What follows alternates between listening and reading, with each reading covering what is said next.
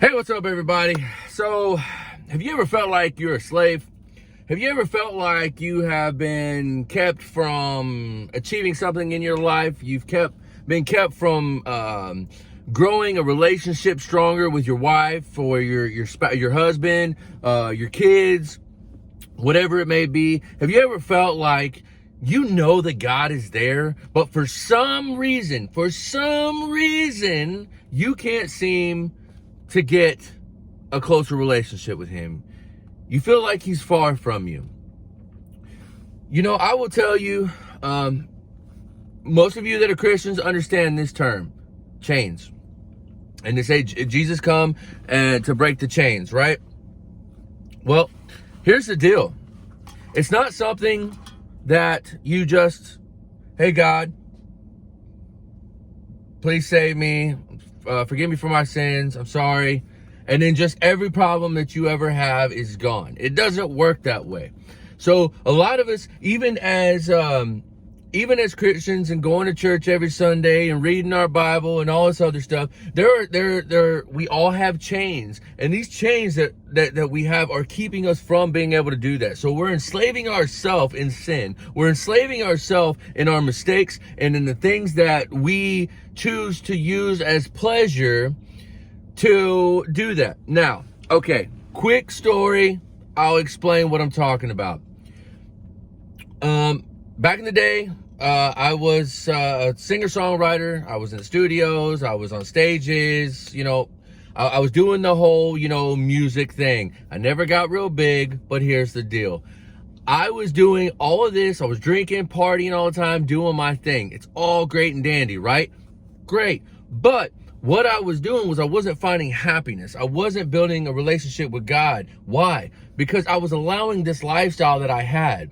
What happened was, as much as I pushed for this music thing to continue on, somehow or another, and I'll tell you in a minute, somehow or another, it seemed like it was getting further and further away from me. The more I was trying to go towards something, the further and further it was getting away from me.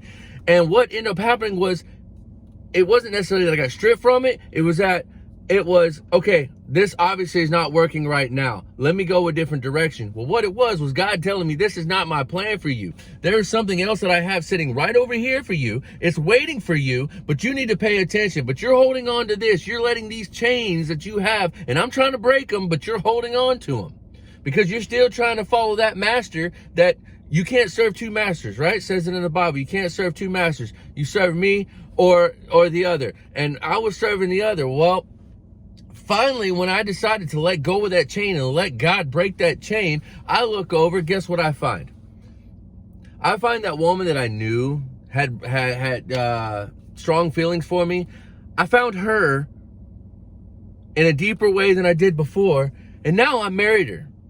That is my wife. That is the stepmom of my children. You might as well call her mom of my children because she's the only one they've got. I got custody of my kids. My kids live in my home. I got all of these things, but then I thought, hey, that's it. It's over. I'm good. I'm perfect. But then I had my wife. I had my wife. I had my kids. I had it all. Everything was going great.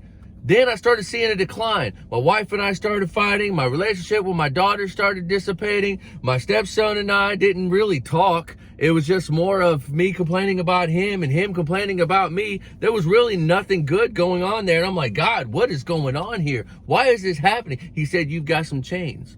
Well, as time went on, I found another chain. So what I've been doing over time is I've been slowly but surely finding more and more chains that have kept me from achieving what I want, which is relationship with my family, relationship with God, a closer relationship with, my wife, my spouse.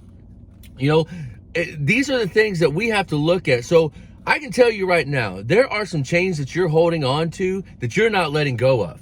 There are some chains that you feel are not chains, but when you really look at it, how you live your life is based on those chains. And if you were to give up those chains, how much would they change? There are people every single day that go to that say I don't want to go to church because then that means I have to change my lifestyle. You don't have to change your lifestyle. Jesus said, "Come as you are. Come as you are." If you're an alcoholic, come to church. Come as you are. If you're a drug addict, come to church. Come as you are. Finding God and finding Jesus in your heart and realizing that he died for your sins is what's going to not judge you, but it's going to make you at some point change your lifestyle. Do you stop alcohol altogether? Maybe not. That's okay. But you know what you won't do? You won't be getting drunk every day. You won't be drinking every day. You're going to be thinking about other things that you could positively do other than that. Don't get me wrong. I'm not a hypocrite. I have made these same mistakes myself. I've done this. I'm still imperfect today.